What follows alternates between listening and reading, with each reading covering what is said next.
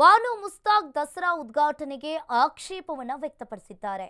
BJP ಮಾಜಿ ಸಂಸದ ಪ್ರತಾಪ್ ಸಿಂಹ ಆಕ್ರೋಶವನ್ನ ವ್ಯಕ್ತಪಡಿಸಿದ್ದಾರೆ. ಕನ್ನಡವನ್ನ ಭುವನೇಶ್ವರಿಯಾಗಿ ಒಪ್ಪದ ಈಕೆ ನಾಡ ದೇವತೆಯಾಗಿ ಚಾಮುಂಡೇಶ್ವರಿಯನ್ನ ಒಪ್ತಾರ, ನಾಡ ದೇವತೆ ಎಂದು ಒಪ್ಪಿ ಪುಷ್ಪಾರ್ಚನೆಯನ್ನ ಮಾಡ್ತಾರಾ ಅಂತ ಪ್ರಶ್ನೆಯನ್ನ ಮಾಡಿದ್ದಾರೆ. ಸಮ್ಮೇಳನದ ಬಾನು ಮುಸ್ತಾಕ್ ಭಾಷಣ ಪ್ರಸ್ತಾಪದ ಬೆನ್ನಲ್ಲೇ ಬಾನು ಭಾಷಣ ಪ್ರಸ್ತಾಪಿಸಿ ಪ್ರತಾಪ್ ಸಿಂಹ ಈಗ ಆಕ್ಷೇಪವನ್ನ ವ್ಯಕ್ತಪಡಿಸಿರುವಂತದ್ದು. ಇನ್ನು ಬಾನು ಭಾಷಣ ಪ್ರಸ್ತಾಪಿಸಿ ಪ್ರತಾಪ್ ಸಿಂಹ ಇಲ್ಲಿ ಆಕ್ಷೇಪವನ್ನ ವ್ಯಕ್ತಪಡಿಸಿದ್ದಾರೆ. ಬಾನು ಮುಸ್ತಾಕ್ ದಸರಾ ಉದ್ಘಾಟನೆಗೆ ಆಕ್ಷೇಪವನ್ನ ವ್ಯಕ್ತಪಡಿಸಿದ್ದಾರೆ. ಒಂದ್ ರೀತಿಯಾಗಿ ಪ್ರತಾಪ್ ಸಿಂಹ ಅವರು ಟ್ವೀಟ್ ಮಾಡುವುದರ ಮೂಲಕ ತಮ್ಮ ಆಕ್ಷೇಪವನ್ನ ವ್ಯಕ್ತಪಡಿಸಿರುವಂತದ್ದು. ಇನ್ನು ಬಾನು ಮುಸ್ತಾಕ್ ದಸರಾ ಉದ್ಘಾಟನೆಗೆ ಪ್ರತಾಪ್ ಸಿಂಹ ಅವರು ಇಲ್ಲಿ ತಮ್ಮ ಹೇಳಿಕೆನ ನೀಡಿದ್ದಾರೆ.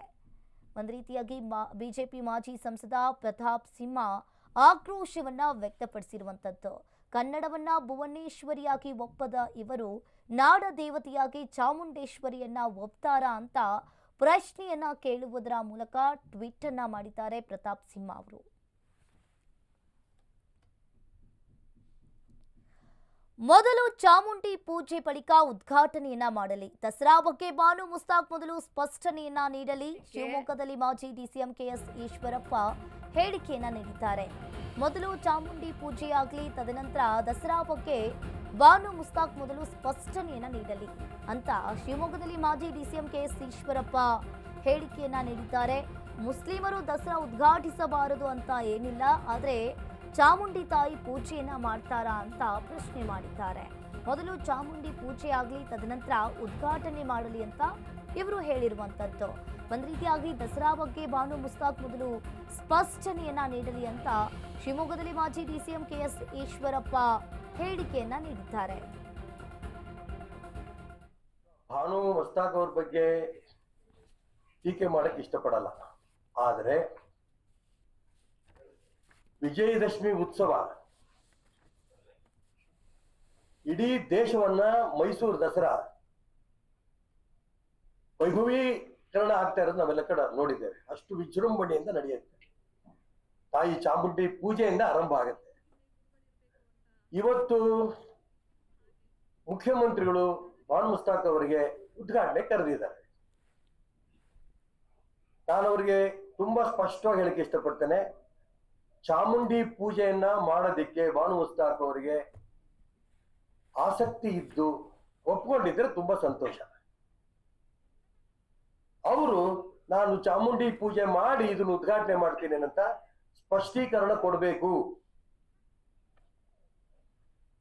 ಇಲ್ಲ ಅಂದ್ರೆ ಇಡೀ ಹಿಂದೂ ಸಮಾಜಕ್ಕೇನೆ ಮನೆ ಮುಖ್ಯಮಂತ್ರಿಗಳು ಅಪಮಾನ ಮಾಡ್ದಂಗಾಗತ್ತೆ, ಬಾನು ಮುಸ್ತಾಕ್ ಅವರು ಅಪಮಾನ ಮಾಡ್ದಂಗಾಗತ್ತೆ.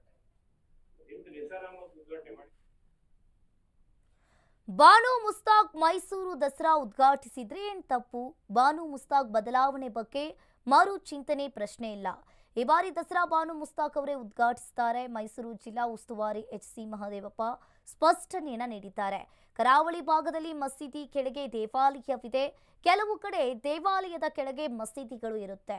ಯುಗಾದಿಗೆ ಹೋಳಿಗೆ ಊಟ ಮಾಡಿದ್ರೆ ನಮ್ಮ ಮನೆಗೆ ಬರ್ತಾರೆ, ಬಕ್ರೀದ್ ಮಾಡಿದ್ರೆ ನಾವು ಬಿರಿಯಾನಿ ತಿನ್ನೋಕೆ ಹೋಗ್ತೀವಿ, ಇದರಲ್ಲಿ ಏಕೆ ತಾರತಮ್ಯ ಮಾಡ್ತೀರಾ ಅಂತ ಎಚ್.ಸಿ. ಮಹದೇವಪ್ಪ ಹೇಳಿರುವಂತದ್ದು. ಧಾರ್ಮಿಕವಾಗಿ ಎಲ್ರಿಗೂ ಸ್ವತಂತ್ರ ಬೇಕು, ಸರ್ವಧರ್ಮ ಸಮನ್ವಯತೆಯಿಂದ ಇರಬೇಕು ಅಂತ ಅರ್ಥನೇ ಸಂವಿಧಾನ ಹೇಳೋದು. ನಮಗೆ ಸಂವಿಧಾನ ಪರಮೋಚ್ಚ ಹೊರತು ಇನ್ಯಾವುದು ಪರಮೋಚ್ಚ ಇಲ್ಲವೇ ಇಲ್ಲ.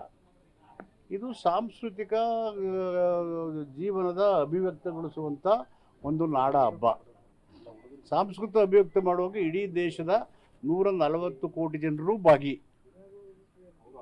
ಇದು ಧರ್ಮದ ಆಚರಣೆ ಅಲ್ಲ, ಧರ್ಮದ ಆಚರಣೆ ಅಲ್ಲ. ಧರ್ಮದ ವಿಚಾರ ಚರ್ಚೆ ಮಾಡೋದು ರಾಜಕೀಯ ಪಕ್ಷಗಳ ವ್ಯಾಪ್ತಿಗೆ ಬರೋದು ಇಲ್ಲ. ಅದು ಸಂವಿಧಾನ ಮತ್ತು ಜನರ ವಿವೇಚನೆ ಮತ್ತು ಆಯ್ಕೆಗೆ ಬಿಟ್ಟಂಥ ಸ್ವತಂತ್ರವಾದ ಸಂಗತಿ. ನಮ್ಮ ಇವರು ಇದು ಪ್ರೈಸ್ ಬಂದಿದೆಯಲ್ಲ ಅವ್ರಿಗೆ, ಬಾನು ಮುಸ್ತಾಕ್ ಬೂಕರ್ ಪ್ರಶಸ್ತಿ ಬಂದಿಲ್ಲ. ಇಡೀ ದೇಶಕ್ಕೆ ಕಿರೀಟ ಅಲ್ವಾ? ಒಂದು ಭಾರತದ ಮಹಿಳೆ ಅಂತ ನೋಡ್ತಿರೋ, ಅವ್ರನ್ನ ಯಾವ ರೀತಿ ನೋಡ್ತೀರಿ ನೀವು? ಅವರನ್ನು you want to see your as a citizen of India or you wanted to segregate ಪ್ರತ್ಯೇಕಿಸ್ತೀರಾ